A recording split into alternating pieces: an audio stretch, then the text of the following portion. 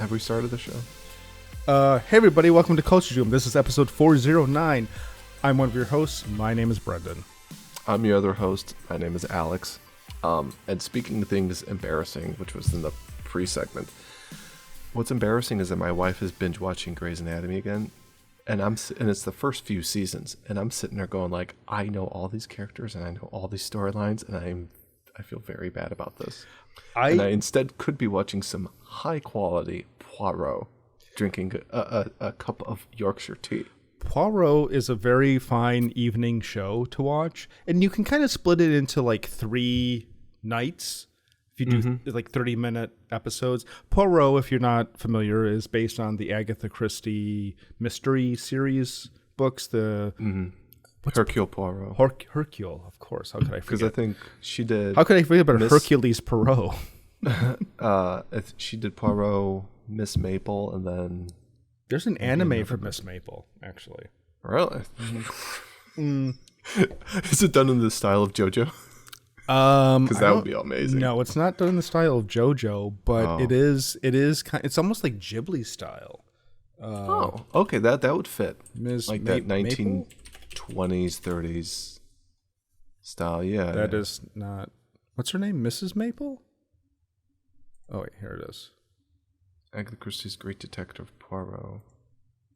Oh, it's a cross. Oh, ooh. Yeah. I watched a little bit, like when I was really hardcore into like Kindaichi and I saw Detective that Zorro Academy has Q. it on there. Kindaichi? Yeah. Kindaichi is... There's Kindaichi like 140 some episodes. Okay, so really quick, this is just total nerd out, is that I was watching Kindaichi since the late 90s, and it took me 35 years for a group to finish the series. Like, it's probably the longest running, it's the longest anime translations that I've watched, waiting for someone else, because people would do like 20 episodes and then stop, and then do 10 episodes and then stop. And so I've been watching groups, like fan subgroups, do it, and then... So there's no official sub? No. Which is that's bizarre. Especially because Detective Academy, or Conan, Detective Conan... Yeah, was very popular in like Kindaichi so much better.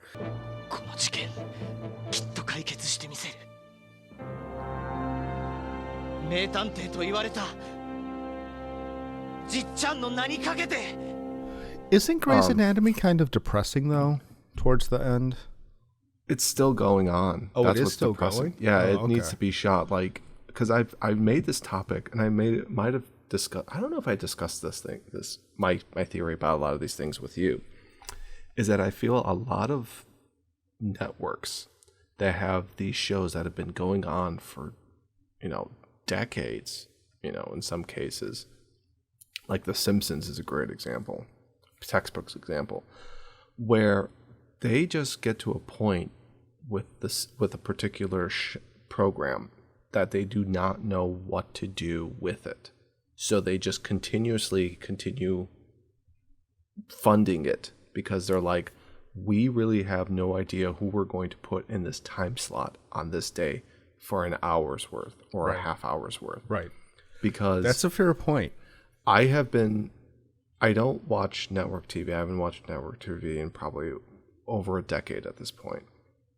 And the few times I do, it's usually at like my in-laws' house.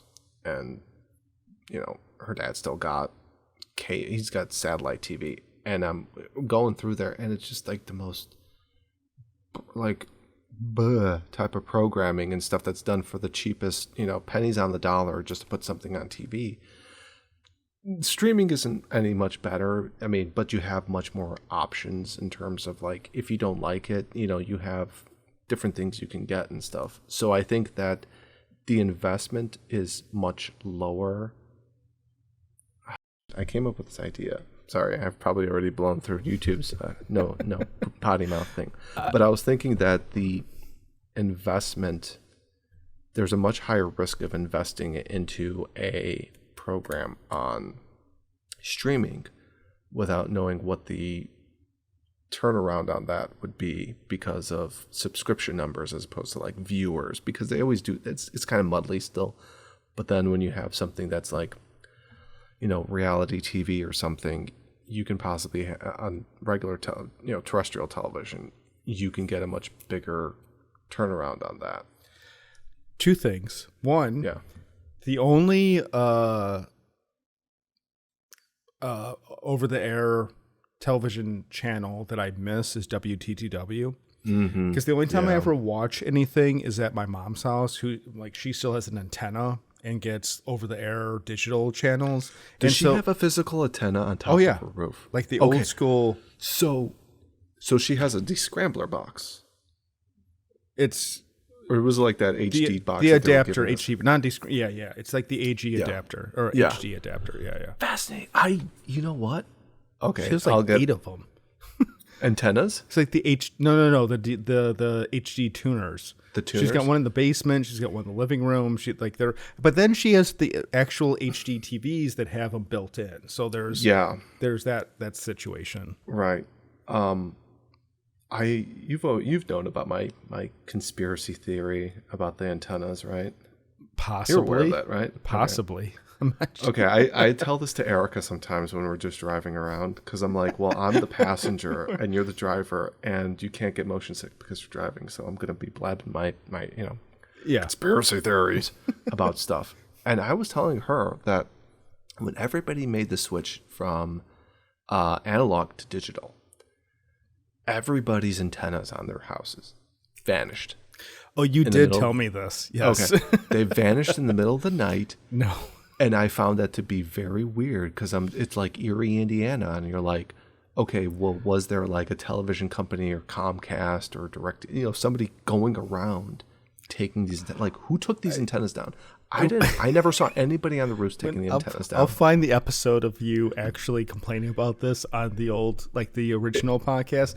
Did you notice how everybody used to have like antennas on their houses, and then one day all the antennas just disappeared, but you never saw anybody actually going up there and removing those antennas? I mean, it's a little different for me because I still have to get on the roof and fix my mother's antenna. So my mom is probably the last person in the entire city that has a antenna on the house. But when you even drive around, when you drive around like your mom's neighborhood and you look up at the roofs and be like, there are no antennas anymore. Well, they had. I mean, it didn't take that long to take them down. You think that I know, there's but I don't recall. I don't recall seeing like the I don't know what it was, the television company. There was no television company. It's not like the phone company, but there was no cable or satellite company that came around and took down the antennas. Why would they do that? Well, that's the thing. It's like, who took these all down? The people, the homeowners. Because I remember people used to have the home, they would get up on the roof and take down my the grandfather antenna. Why would you even take it down? Just leave it up there. I think probably you're only going to get like $10 worth at the recycling. It's so funny that you're this. It is.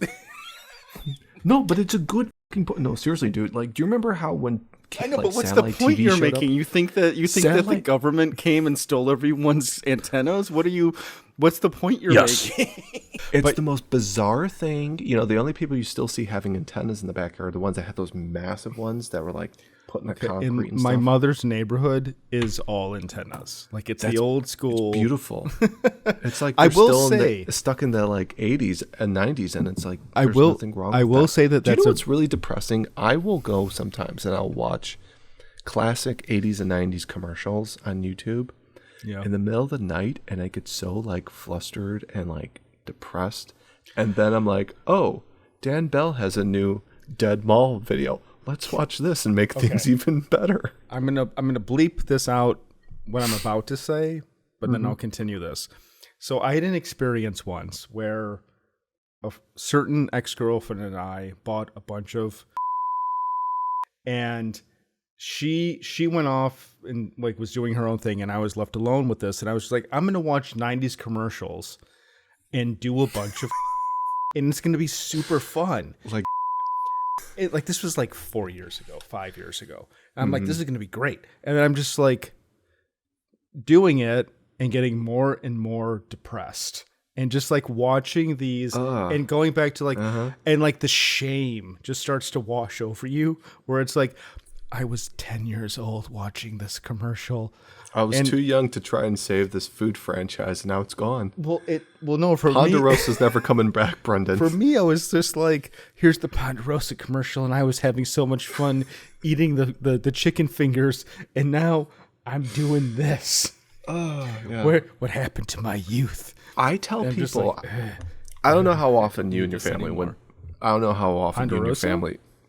Well, Ponderosa, we would go to Ponderosa. We would drive out to. My family would drive out to the Ponderosa.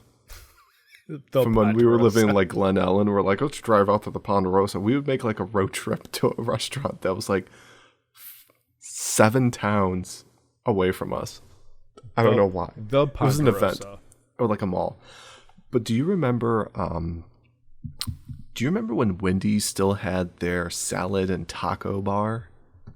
Oh God, are you me? Were you looking at? I'm going to pull this window down like to see you. Oh God, bring it back. Bring it back. So you have to put down Ponderosa's restaurant. No, but because now you're just bringing up the show. Yeah, but like which I think was based off of. No, that Ponderosa. No, but Alex, stay on topic. Yeah. Come on, who's drunk here, me or you? I asked yourself. The Wendy's of yesteryear was a much more as you drink the giant glass of whiskey. the Wendy's of yesteryear used to have the entire like taco bar.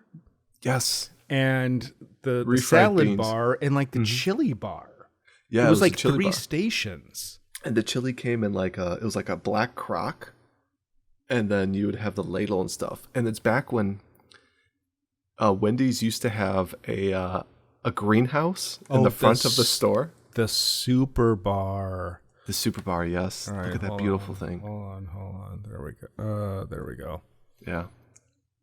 Garden salad, Mexican fiesta, and then I don't know what that was. That was the whatever thing. That's where I would go, and I would get just heaps of butterscotch pudding, and I come back to the table and I eat it. My mom's like, "Are you gonna eat something else other than that?" I'm like, "No, Mama, I'm not eating anything." Hold on. I went back there and I got more butterscotch. Hold on. And then I ended up having a body like Bobby Hill, which I still do as a parent. I'll follow up with you on that, but like, here's a commercial from 1988 Wendy's.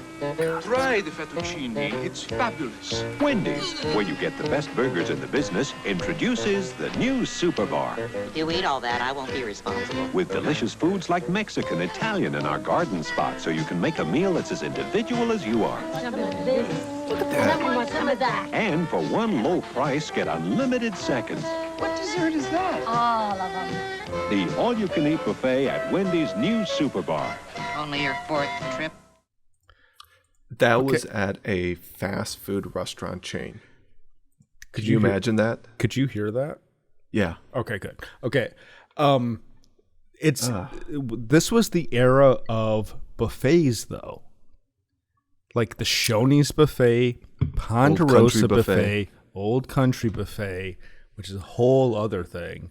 Old Country buffet. I think you're going to agree with me. Old Country buffet was better when they had the single long line before they broke it up into those dumb islands.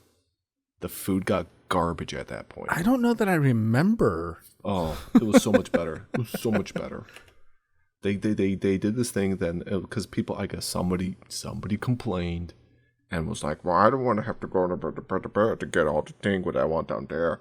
They should just have smaller islands and stuff like that. I'm gonna This is the drunk episode of this podcast. I'm gonna go grab my bottle of whiskey really quick. Okay. It was so much better. It was so much better. I don't remember that. The ham was better. The mac and cheese was better. The noodles, they had like the really good like egg noodles with the chicken. Oh, I do remember that. Actually. Oh, it was so much better. They had the cornbread, and then you had the self-serve ice cream that you could make with the sprinkles and the chocolate chip is so much better. And then one dumb day they were like, we're going to break up everything into small islands so that everybody can just go to it and stuff. It's like, Hey everybody, welcome to Boomer Radio. I'm one of your hosts. My name is Brendan. That's my other co-host, Alex. We're talking about Old Country Buffet right now. Here's an old commercial from 1993. I want my Werther's. If meals are turning into food fights, maybe it's time to let your kids get their own dinner. At I Old would eat Country that Buffet, lobster. kids always get what they want because they get it themselves. That's Alex right there, being like, look at those. Come on into Old Country Islands. Buffet, The island. where you get really good food, including desserts and beverages for I felt like a price. Alex. $4.99. We are so old. Desserts and beverages It's all over. are included. They're included. Islands. Look, that island thing, I got to Old Country Buffet one time and I saw the islands and I'm like, what am I, a U.S. Marine during World War II? I got to go island hopping. Come on. All right. Green beans are over here, but if I want to go and have the ham, I got to go to the carving station that's over there now instead of just going straight down the line. All right, Boomer Corner's over. You fucking weirdo. First, two things, two like housekeeping items. One, I would like to do an episode every week, but I can't record an episode every week. So what I want to do is take the deleted segments from our usual episodes and publish them as like a half episode. Because last week we did a really fun thing, and that's the icon this week right there. Last episode we did a very cool thing about Wild Chicago. Didn't make the cut. Alex was too drunk to remember it, clearly. Oh, no, I remember. Which is funny because it was about me. It was about you. It was a very fun segment, and It was my local Chicago celebrity moment. It just didn't make the, because it was like 90 minutes is like the very edge of what I'll publish. So like I liked it, and then we have stuff from episode 407 that I thought was pretty cool, but just didn't make the cut. And so I think we can do like 30-minute episodes that are just deleted mini episodes between each week. So don't be surprised if you see episode 409 and a half next week. I don't know what else to call it. If you have a better idea, I'm open to it. Do you want to do like, because this is 409. 409. Yeah, 409 and a half. Yeah. It'll be like the B roll, not the B roll, but like the B-sides. It'll be the B-sides. It's going to be like that deleted footage stuff that they would used to put on DVDs back in the day. Yeah, it's not like, it wasn't deleted because it was bad. It was just deleted because we didn't have time for it, and there might have been a train running through it, possibly. They're busy carrying some more high fructose corn syrup. What? Do you know what I love about those Realistically, labels what- on the items? They say, it says on there, no high fructose corn syrup. And then you look at the ingredients and it just has regular fructose corn syrup. It's not high. It's regular. There was a funny image. Fructose. There was a funny image on TV about butter flavoring contains no butter. Have you had like real maple syrup? Oh, dude. Ugh. I've had it straight from the fucking tap. You're sucking in that tree bark. I'm just like, that's how excited I am. I'm just like, moto. That'll be my icon. No, but like Red Oak in Aurora. Is that Red Oak in Aurora? I think that is Red Oak in Aurora that has the maple tipping. You and I don't laugh that much anymore. Doing that. Convulsing. You and I don't laugh anymore. Red Oak, Aurora. Am I making this up? No, okay, I'm not making this up. This is a real place. Red Oak Nature Center. They do the maple syrup tap. And they used to like pour it and like put it on like soft serve ice cream. you could try it like fresh from the tree, and it was like, and then your mom brought you there one day, and they said we can't have the public doing this anymore. Oh, that my mom brought me there one day, and they were like, "How old is he? 10? Like, come over here." And I was just like, "Oh, give me." Oh man, what a fucked up episode! Here we go. What was that?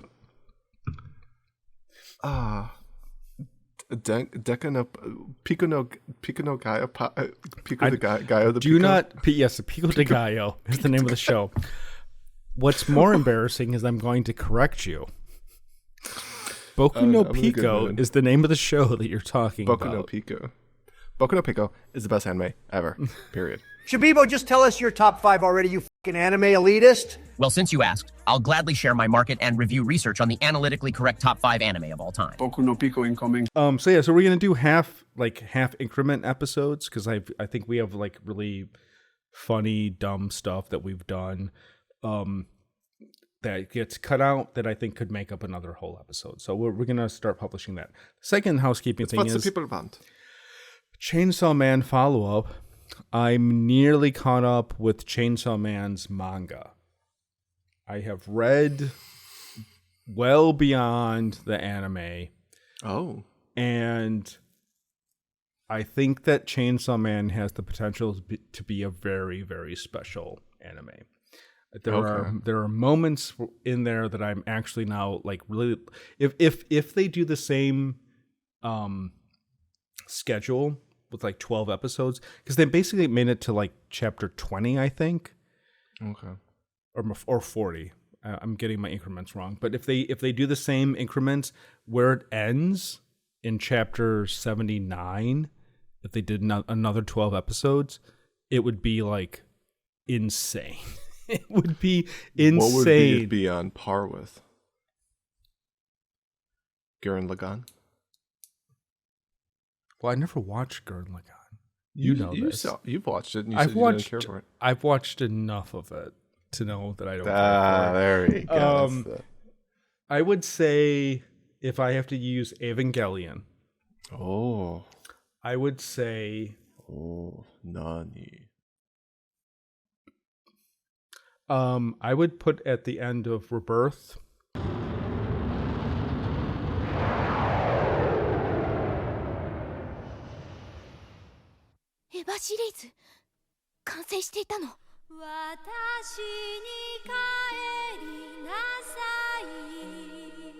Really? That's like the kind of ending that would be the cliffhanger for season 2. That's pretty intense. Maybe I watched. I think you should keep in. I think that you should. I'll do it again. I'm gonna Chainsaw Man like another I said, chance. After I finish Chainsaw Man, I told you previously. My middle finger's really long. The listeners are like, "What is this fucking drunk episode? What is this shit? What is this?" It's March. What the hell else is going on in March? Honestly, this is. I after I finished season 1, which is 12 episodes, it feels like an OVA. See, that's the problem with trying to review an anime when it's new and fresh, but then based upon algorithms, and all the other stuff. It's like you have to, you can't watch it in its entirety. But after I finished it, I made myself think I definitely am going to rewatch Summertime Rendering again this year. It's a very good. I definitely did one too. Yeah. Summertime Rendering reminds me of like, it's like an edgier Ghibli anime. Mm-hmm. Like it has like more of a bite to it, but it's still a very fun. And I definitely want to get back to because I know I want to watch the first movie and then the second season for Kimetsu no Yaiba. Kimetsu Yaiba. You haven't talked to me about this. Demon Slayer. Oh, you're watching Demon Slayer. I watched the first season of Demon Slayer and I really enjoyed it actually. International Women's Day. Yeah, so international. So why don't you pull up why don't you get our intern Gary to pull up a browser page there on the side there. Do you have a chat for me that I need to see? No. You could just pull it up. I'll show you something. Okay. You just all right. Here we go. Gary. We got it. All right. So Gary, just pull up Google Google. Just Google. Oh, Google? Just Google? There we go. Yep, just Google. All right. Okay. Go to, type in International Women's Day. I'm looking at the National Women's Day. So you got International Women's Day there. And on the right-hand side, you get to read the little blurb that they got about. Are we going to end up on a poll manifesto? No. It's just something very funny. International Women's Day is a global holiday celebrated annually on March 8th as a focal point in the women's rights movement, bringing attention to issues such as gender equality, reproductive rights, and violence and abuse against women. Wikipedia. Okay. So Wednesday, March 8th, 2023. It's a great day. Yes. Very important day. Very important day. It's International Women's Day. It might have been the best day ever. I think February 17th is better because that's the day that the greatest basketball player of all time was born. Second best day. Also, I found out that tied for best. February 17th is tied for best. It's for also March 8th. Paris Hilton's birthday. Now I'm just February 17th is Paris Hilton's birthday. I know. So I'm like, wow, look at this. Look to the person to the left of you, and the right of you. You know. So then I was like, okay, wait a second. Let me take a look. Is there something as International Men's Day? And there is. I had no idea. Why don't you type that into the search bar there, my old buddy, old pal, friend? Just to be clear, I'm typing around a microphone, and that's why my typing. That's fine.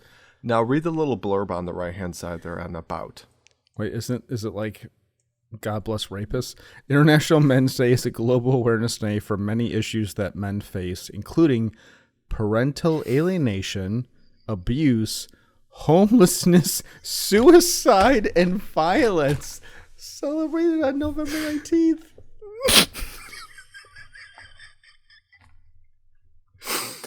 And I'm just like, I don't think I want to celebrate International Men's Day. So I'm going to go back to the little fair there on March 8th. I'm going to be like very candid. And I had no idea that there was a Men's Day because I was like, I'm like, they're not going to have an International Men's Day. But see, you don't want like an International Women's Day. Like for men, you don't want that. No. It's too... They don't even want like any type of like cancer type of thing. Like you know. Right. You know. I don't see guys in the NFL. It's like your finger goes where? I'd rather die. Yeah. I don't see guys in the NFL wearing, pink shoes and pink, receiving gloves for men. Like, what would be the equivalent? Brown. Because, come on, we all know it would be. But now baseball, yes. We're switching. Yes, Cubs are going to run the. We're switching. Cubs are going to run the division this year, and we're going to go switching to baseball corner. It's baseball corner. Almost April. Alex and I are chomping at the bit to talk about baseball. If you don't like baseball, please feel free. We realize that to continue watching, hit that like button. Subscribe. Send us hate mail at contact@culturedoom.com. We love you, baby. We realize that we talk about a very wide range of dumb stuff. And yes.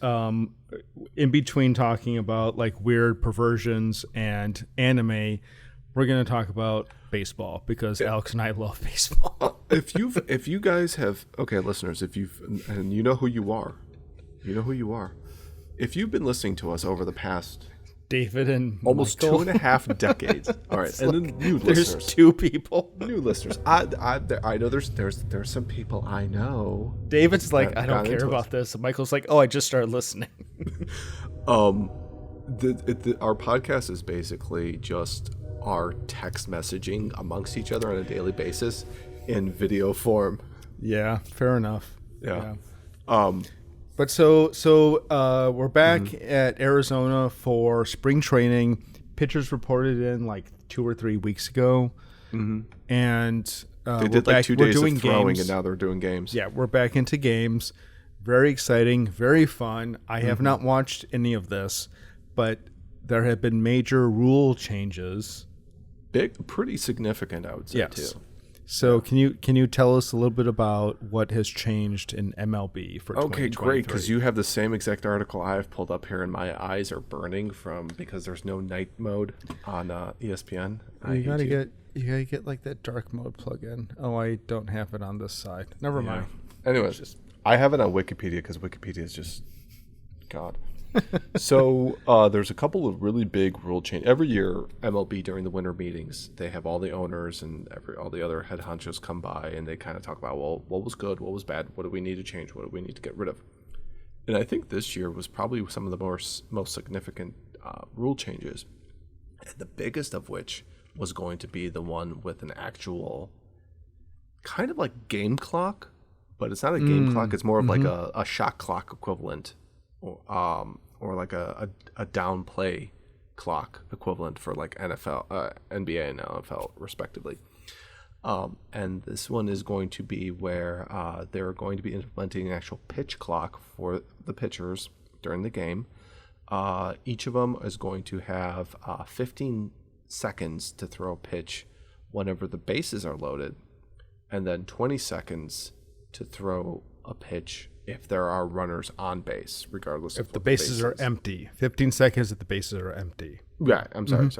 Yeah. And then the stipulation also then is there's a bit of an onus on the hitters, and the hitters have to be within the batter's box when there's 8 seconds left on the pitch clock. Right. And I didn't know about that because I felt like I thought that I didn't look at the rules about this, but I thought that like the 15 seconds began when the hitters got into the box, as opposed to, so there's actually both the hitter and the pitcher have to be keeping their eye on the pitch clock, right? Yeah. Okay, that's interesting. Yeah.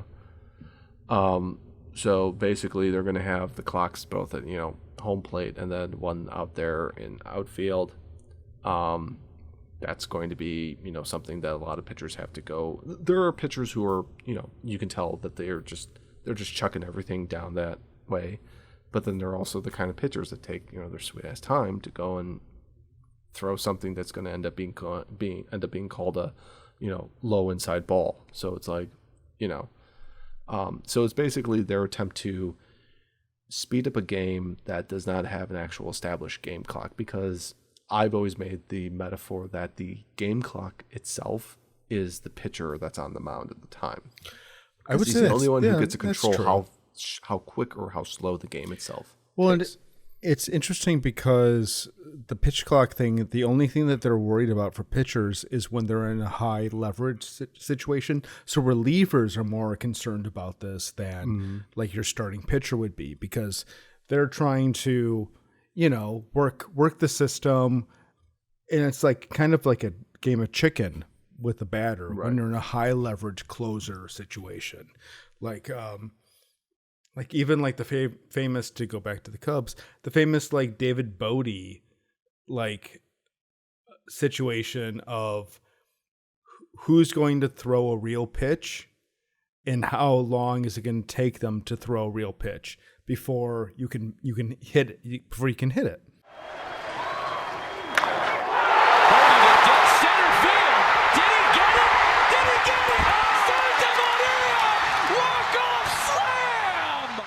So it's one of those things where it's like, I get it, but I also kind of just liked how it was.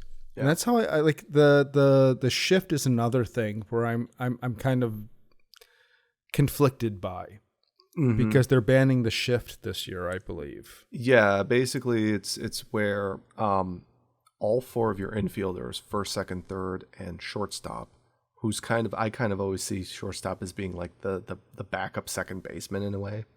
All of them are required to be on the actual base path or infield dirt. Infield dirt. As a Cubs fan, you know about dirts. With all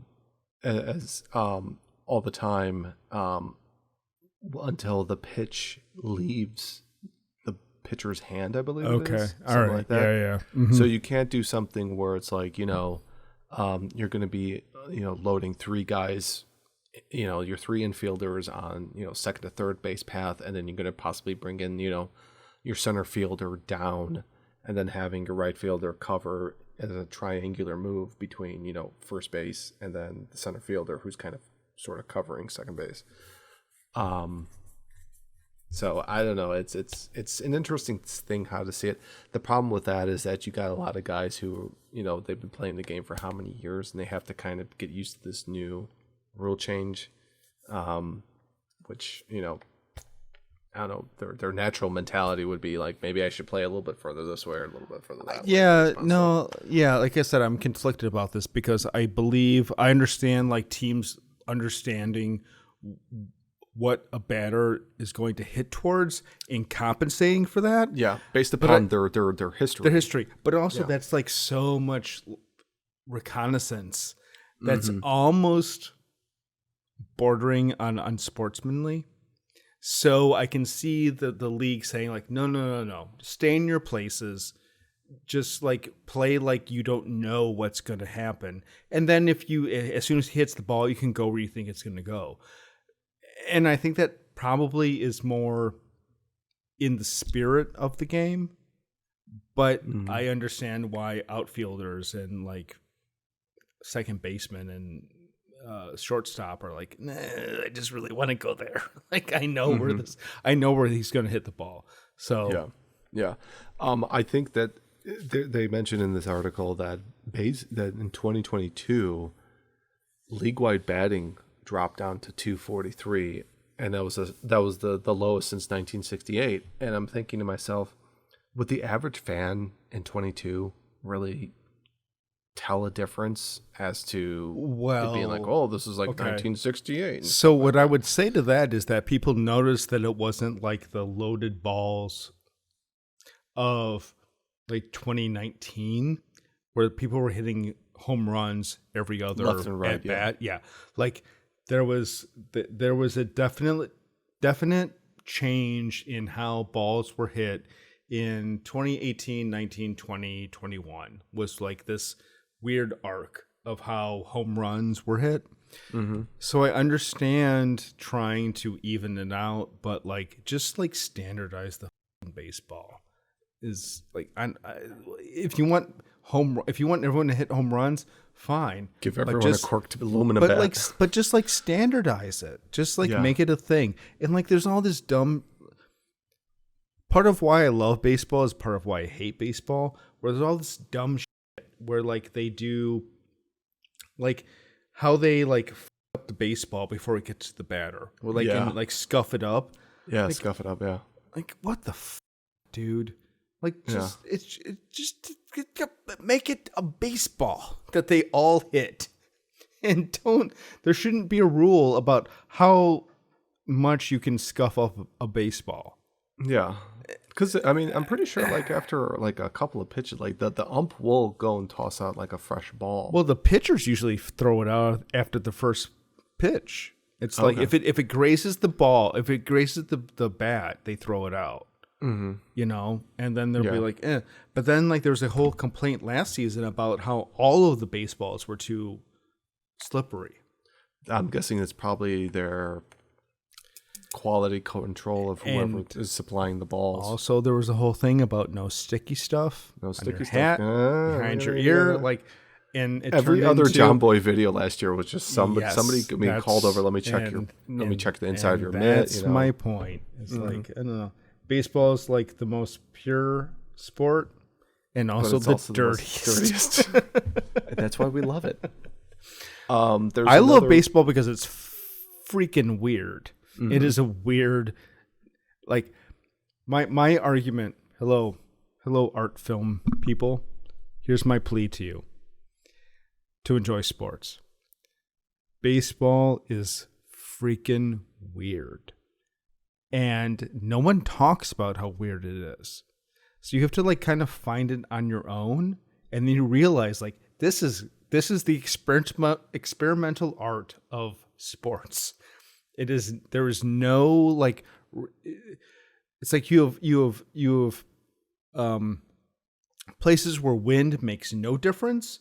And you have places where wind makes all the difference. And it all depends on luck and where you're at and what the weather's like. And that's interesting and fun. And that's what I like about baseball. Hi, welcome to my TED Talk. Good night.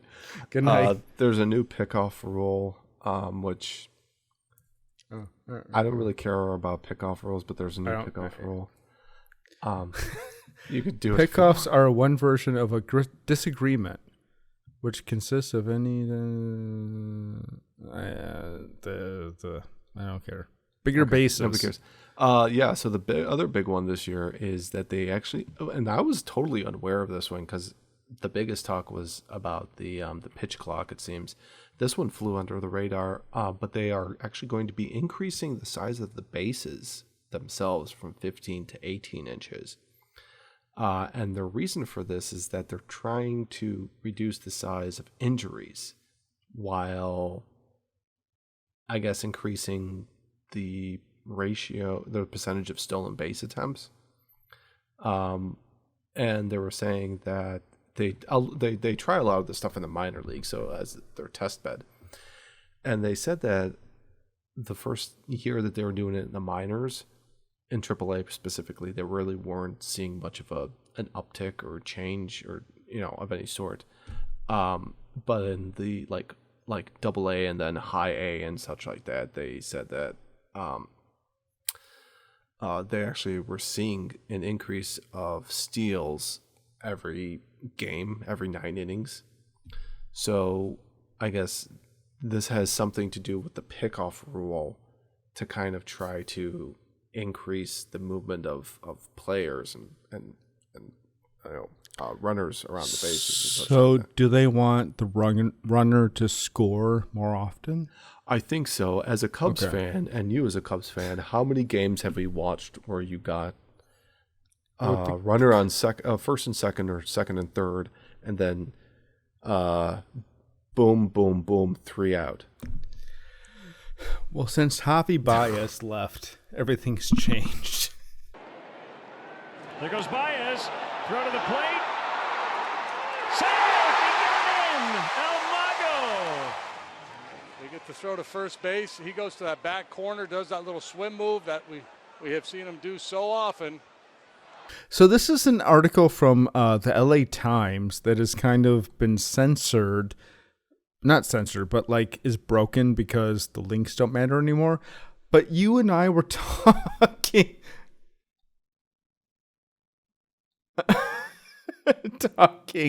about Kilroy was here talking about this because you told me that you didn't have Samoas anymore. You have caramel delights. Caramel delights, yes. But and apparently, so the neighbor girl that lives over there, I guess she's Girl Scout, and she came by a couple of weeks ago with her brother and on bikes, and she's like, "Hi, I'm selling Girl Scout cookies. Would you like some?" I'm just like, "Hold on, I'm gonna go get some cash, and I'm gonna buy at least 2 boxes." All right, just stay. And Erica's like, "Who's the store?" You're like, "Nobody." So based upon what I think she already went through most of town. She was kind of finishing up with our end. So I got do-si-dos, which I think are just like shortbread Girl Scout. Okay, well, do-si-do, that's not part of your. That's not part of your trefoils. That's what it is. Trefoils. Yeah, but that's still not part of your. So I'll say, here's the map. There's a weird thing going on for you. Oh my God. They're gerrymandering the cookies, Brendan. No, but Alex, if you look at the breakdown of little brownie bakers and ABC bakers, oh wow, little brownie bakers are AAA, and ABC bakers are Little League. Great British Bake Off. Here's what I get upset about. Wow, that sentence is pathetic. Okay, so the Samoas that you and I are both big fans of. And we still call them Samoas. I don't care what anybody says. Heavier caramel, dark chocolate, more coconut. Well, the toasting of the coconut itself is honestly night and day. That's my point. According to that picture. So I'm very much part of the little brownie bakers territory. That's my Girl Scout experience. is the little brownies. Why don't you have a seat over there, sir? But so what like, are you doing with those Smirnoff ices? The s'mores? Definitely this. S'mores are different because, yeah, I mean, the s'mores on the left, like could you scroll back up? Which column is which column? The little. Okay, so the ABC Bakers kind of gives you off that image of like the chocolatiness. Yeah, but as opposed to the other one, but it's like the graham crack. But it's wrong. It's just wrong. Like, I'm just gonna say everything that comes up, and I'm not trying to be. I'm not trying to be. I'm not trying to make these people feel bad if they're part of the ABC Bakers category. No, we should. But like you're Sox fans, you're completely wrong. Like a s'more is chocolate. Marshmallow sandwich between graham cracker. Like, it's just what it is. Nicholas doesn't like marshmallows for some weird reason. Like, my boys don't like marshmallows. I don't know why. Not yet. I don't know. More for me. But the s'mores are like two completely different cookies too, which is so weird. The rest of them look like it's just like knockoffs you get off of like Alibaba or Wish.com and stuff. But the s'more, like, how do you make something that looks completely Do you remember this? different? Yeah, see, that's another thing. All the good stuff. Suddenly s'mores from a Nabisco, microwave that. It's the same fucking cracker. Dude. Look at that. It's like, oh, God. Oh, God. Slamming this beer hard. Alex, like that. Look at that. Look at that boy get thick. Look at that boy get nice and thick. Put me inside you, Alex, please. Please make I want to make your belly all nice and happy. But like the Samoas are like a prime example of the ABC bakeries falling so far short. It's like brand name versus store brand. Yes. And a lot of times, so I honestly, a lot of times store brand is actually on par, if not better. So here's my big argument about this entire thing is that like Samoa's in particular, heavy caramel, dark chocolate, more toasted coconut, obviously better. Like obviously more adult in flavor. Yes. You can handle the coconut caramel in this. So apparently Aldi is carrying a knockoff version of Samoa's. Yeah. Walmart does too. I think a lot of people are carrying knockoffs. Fair enough. My point is, if I'm buying a knockoff, my threshold. You're right there, buddy. If I'm buying a knockoff, my threshold is much lower than the original. But if I'm buying something that is supposed to be equivalent to the original, or like there's no just original, made by a different factory, just a different factory for the same client. The f off, Caramel Delights. You are a pale comparison to reality. I'm surprised. You are not even a cookie. What's weird is that they make them for the same client. I agree with you. They name them two different things, which makes me. So here's the thing. Real talk, brother. I always thought that Samoa's, they got rid of the name of Samoa's and changed the Caramel Delights because they were trying to be, I guess, more PC or something. And then I had heard about that, oh, no, it's based upon who makes it for them. Yeah, it turned out you were in an inferior category. Like a White Sox fan. Alex, my friend. Yes, my friend. This month you watched Densha Otoko. Which is a live-action Japanese TV series that you recommended to me, and I watched a little bit of, but you are, I think, a very big fan of this. So can you please tell me a little bit about Densha Otoko? Okay, certainly. Densha Otoko, the best way to describe it would be that it would be kind of like a slice-of-life anime with a bit more comical elements to it, but done as a live action. It has that like K-On! Tone to it. Very much so. Yeah. Where it's based upon a manga, and this was the television series that was done back in the mid 2000s, like 04, 05. There was a not subsequent, but they made a film version of it about a year later on with different actors and different things. And that one was about like a 90-minute runtime or something, 90 minutes, 120. So kind of condensed a lot of stuff. This version is about 10, 11 episodes, I believe it was. It's currently all on YouTube. Somebody's been very kind to go and upload it. And the premise of it is socially awkward otaku falls in love with high society, classy girl. As you can see. Yes, as you can see.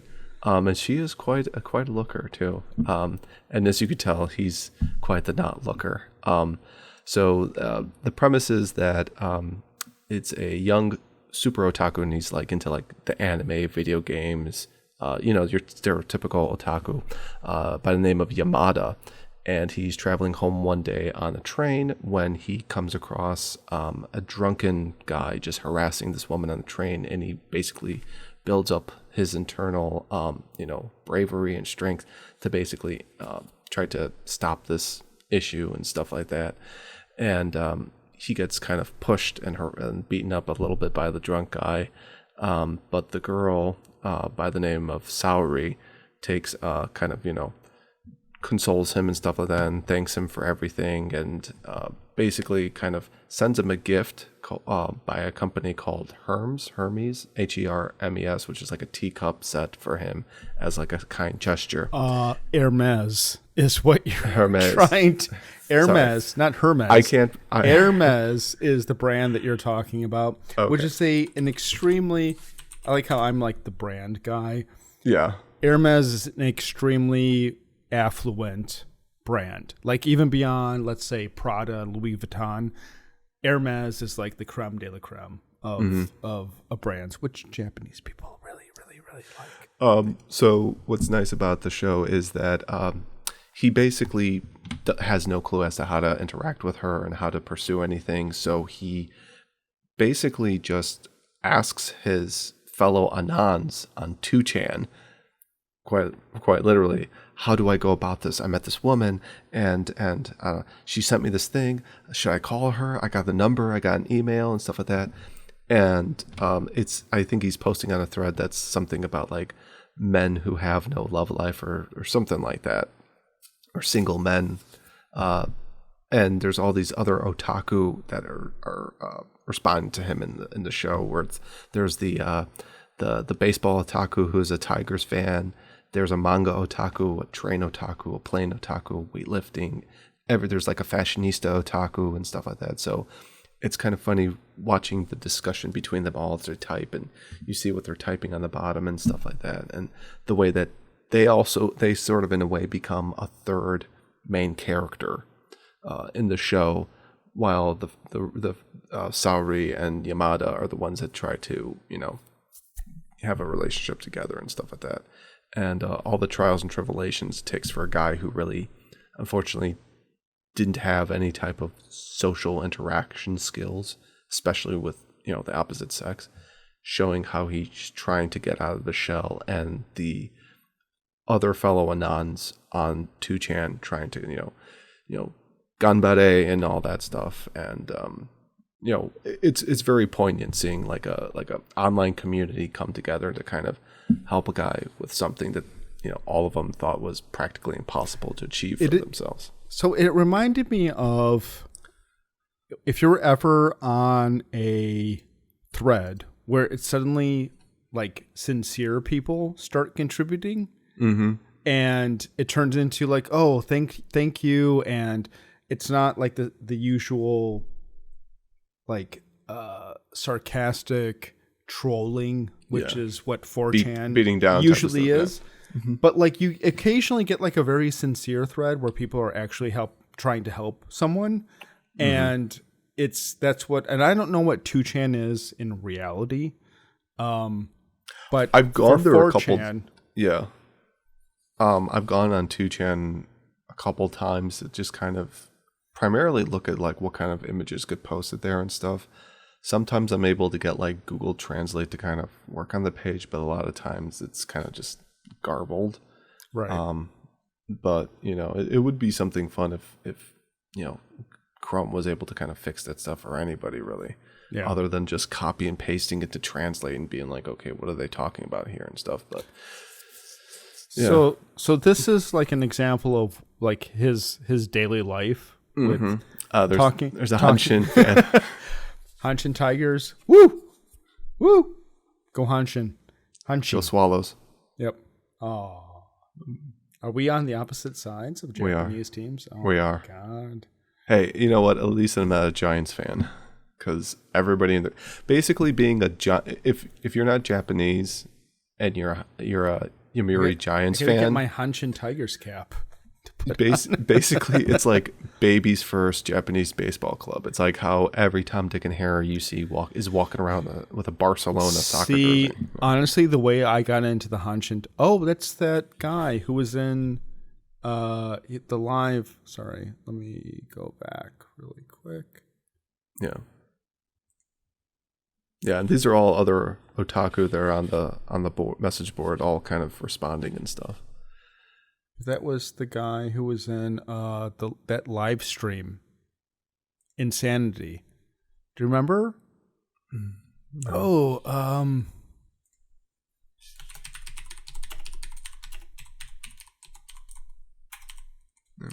You've heard, but you know this. Nasubi.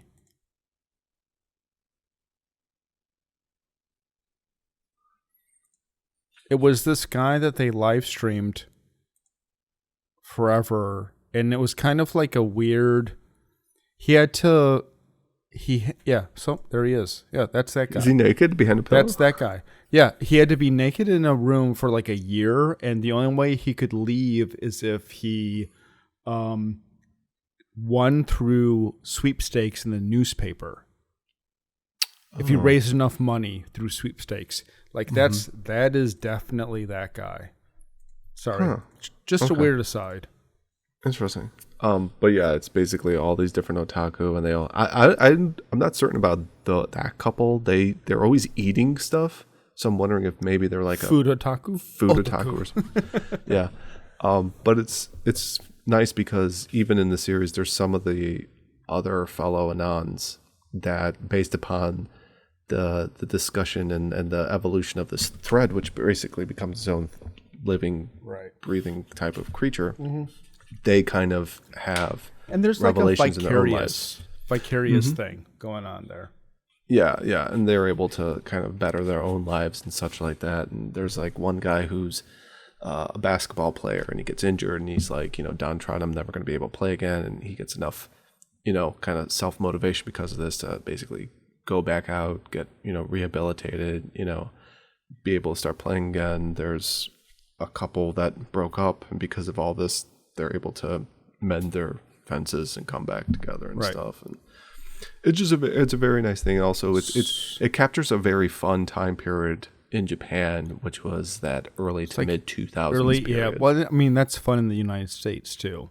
Is the thing where it's like, even anime in and of itself was much more fun from 2000 to 2010 than it is now. Yeah. Like it, as we talked about, I think last episode, gatekeeping kind of has a value, and like going to an anime convention between 2000 and 2010 is a very different experience than going to an anime convention now.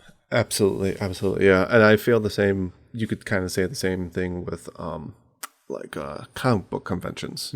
When the pretty much any of the cons were they still had a very strong visible core component of the actual purpose of the con, which was anime or comic books. Yeah. And now it's kind of all encompassing in many cases. I'm curious if like a real genuine comic book convention has actually changed, because like my experience with real comic book conventions was going in and you have because I was a Gambit fan back in the like early to mid 90s of looking at comic books. And so I would just scan covers with my mom. My mom was like, what the f is going on? I'm just like, where's the Gambit comics? and then there would be like the guy would be like, what are you looking for? I'm like, I just like Gambit. And he'd be like, oh, look at X-Men 37, look at X-Men 56, look at 175. And I'd look through it, and they were like $3 for a comic book. Yeah. What has Marvel actually changed that, or is Marvel just a cinematic thing? Is kind of what I'm curious about. What I would do. So Marvel at this point still makes comics, but the industry, the paper trade, like the paper physical media, comic book. I know we're kind of getting off topic with Densha, but this is interesting. Sorry. Yeah, No. Please don't. I enjoy talking about this. The brick and mortar comic book industry is in terrible free for all. It's kind of like except for manga. Enron right now. Manga is the thing. I took Nicholas last weekend to do some errands and stuff. To go and get like Erica some presents and stuff for her birthday, and I took him into Barnes and Noble. And the amount of manga in there compared to the amount of American, because there's bande dessinée, which they can carry also, but for some dumb reason they don't. Even though you can get many of that translated into English. I don't know what that means. Bande dessinée is it's the French comic book industry, which is it's good. Continue. No, it's I'll give you my counterpoint, which is compared to the current state of the U.S. comic book company, but the manga section was just stretching and wrapping around and stretching and wrapping around again, and then you have like, unfortunately, U.S. comics, or at least that was their Barnes and Noble. It's this three sections. And it's Captain America, it's Marvel, the Avengers, Thanos stuff. It's basically what's currently popular, along with some Star Wars junk, and then DC's got their stuff there. But the stores themselves are hurting really badly. Nobody's buying the comics like individual issues. Most of them are going to go to like the trade paperbacks, like just the collections and stuff, which I'm kind of doing the same because I got like the original, like the season, like the first year of like Spider-Man comics for Nicholas because he likes Spider-Man. And reading that, you have to remember it's back in the 60s and stuff, but it's still really good, compared to whatever they're putting out now. But a lot of the kids like his age and older people who've gotten really big into like the whole Marvel Cinematic Universe, that's all they're into. They're not, it's not translating, unfortunately, to the paper version, where opposed to like in manga, people who get into the animes are like, oh, I'm going to go and now read the manga, and do stuff like that. Quick counterpoint to you liking the French comic books. Yeah, this comic is bullshit and the film. I have two. Did that come out by the way? Yes, it did. And the film is slightly better than the comic or the graphic novel, but it's a Shamalama Ding Dong film. This graphic novel, because I have no patience for this amount of pretentious bullshit. I have a high threshold for being pretentious. You know me. Yes, me. I do. I enjoy a lot of pretentious shit. Did we not look at those scarves right now? I have a very high threshold for being a pretentious asshole. I respect pretentious assholes, and I kind of feel like a pretentious asshole. You take an annual pilgrimage to Asshole Con. But yeah, Densha Otoko is it's kind of it's a guy who's just like, so obsessed with, a certain type of fandom that, it shows that it's kind of hindered him in life. He is gainfully employed with, I think it's like a marketing advertising industry of some sort and such. So he's got a job. He does live at home with his parents, but that's something that's multi-generational type of thing within Japan, which not many people have like issues against that whatsoever. But it's kind of nice because, while, you can also say that it probably wouldn't occur in real life, a guy that timid and that frightened of his shadow being able to get like, a 10 out of 10. Romantic, tryst with a woman and stuff like that. Because you said it was very emotional. So it is very emotional because of the way that they kind of show that, all the other otaku come together and they do something for him to try to save this relationship because they're kind of like vicariously living through him and such. That's what so as you can tell, I have not watched the entire series. And I'll be very honest, I have a hard time with Japanese live action in general. There are films like Shoplifter and Ozu's films, which are in like Akira Kurosawa or whatever, which everybody likes Akira Kurosawa, so like it doesn't even count. There was that one you told me about that your mom told you should watch. Oh, the guy Sweet who had Bean. I think that's really the nice. same guy who did Shoplifters. Actually, let me. I'll never forget you. You texted me after you watched Sweet Bean, and you were like, "I liked it, but I just feel sad inside." Was your review of that film? But oh no, it's not. So there's a filmmaker, kind of a famous, Kore Eda Hirokazu is like a very. I feel like it's unfair to say Western filmmaker, but he has more understated films than Japanese contemporary filmmakers make, because Kurosawa did not do this thing what they're doing right now. I enjoy understated films. This isn't like anything surprising. So like something like not French. Densha Otoko is a little bit more extreme for me. Like it's a little, and there's more hijinksy, I guess. It borders on like trying to emulate anime, and anime has the conceit of being animation. So some of the more over the top performances translate a little bit better. So for the understated stuff, I'm fine with. I'm just curious who this filmmaker is.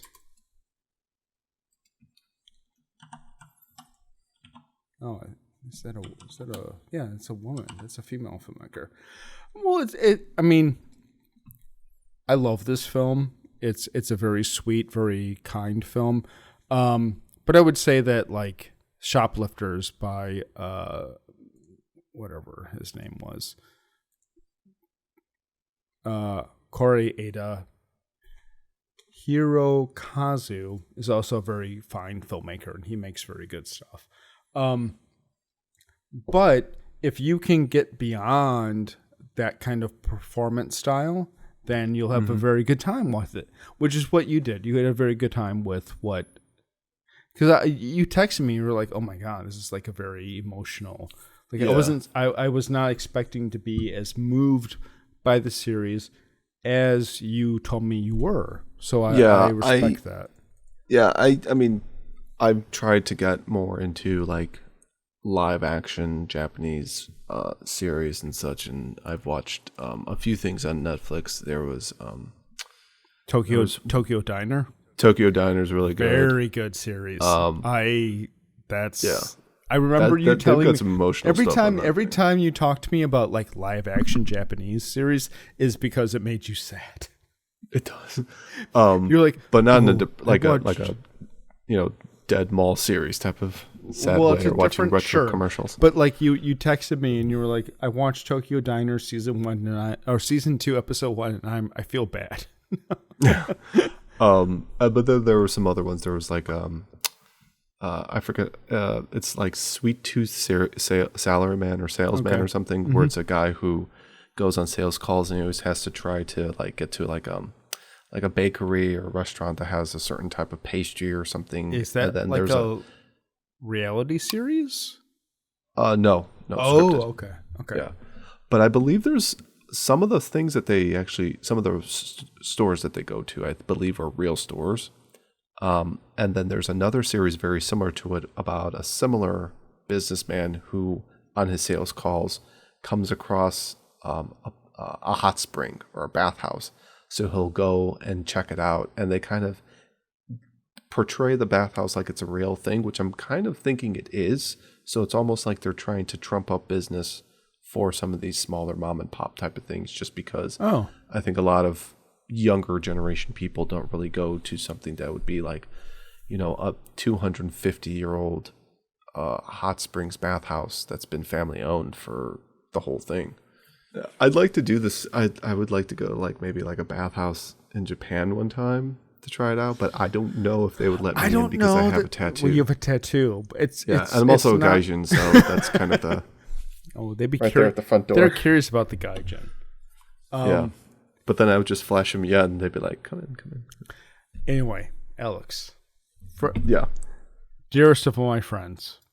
Mm-hmm. What was your pots of gold rating for Densha Otoko? Densha Otoko, I would go and give it. I would give it 3 pots of gold. Very nice. I think I really enjoyed it.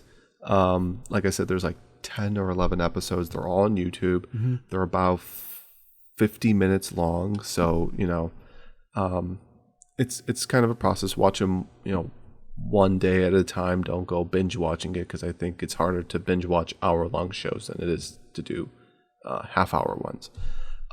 And I think it's if you know about like otaku culture and 2chan and things such as that, you'll really be able to enjoy this. There's a very nice overlap between 4chan users and otaku. You know what I mean? Like there's like if you recognize this and you enjoy like Japanese over the top performances, you'll have a very good time with this show. Yeah, Densha Otoko, I'll give it 3 pots of gold out of 4, and I really did enjoy it and stuff. I was looking at the time. I have to get up in like 6 hours. So I'm sorry. But yeah, it was a good time. I might revisit it later on down the road, but if I don't, I still was very entertained and found it fulfilling. Did Erica watch it with you? She should have. It's very romantic. No, she would probably say I'm a little tired. I'm gonna go to sleep. She's too busy watching Grey's Anatomy. Yeah. I can't make fun of Erica too much because I watch Frasier every night. So yeah, but that's Frasier. I'm on my like 28th replay of because I only watch it to season 10 and then I stop and start over. Yeah, because then you realize there's season 11 and you're just like, well, what? I don't like season 11 makes me feel too depressed. But anyway, Alex. Yes. My friend. Yes. I think it's time to wrap up this week's episode of Culture Doom, episode 409. So take it away. Awesome. All right. Well, thank you very much, everybody. Ladies and gentlemen, boys and girls, and children of all ages. Anyways, thank you very much. I hope children of all ages are watching this. Children of all ages. Let's make it to 100 views this week. So I'll buy Alex a better fucking camera. No, this camera's fine. No. There's nothing wrong with the camera. No, it's not fine. But go on. No, it's not? No. Oh, okay. It's 720p. That's good enough. Well, I mean, Linus is going to have a hissy fit about this, you know. Why don't more people watch my 4K? I'm a much kinder employer than Linus. Yeah. You also don't wear socks with sandals, which already makes you a fantastic employer. Just the socks, ma'am. Nothing but the socks. Anyways, thank you very much for listening and watching us. If you have any emails, please send them to contact@culturedoom.com. On behalf of Brendan, this is Alex saying do побачення until next time.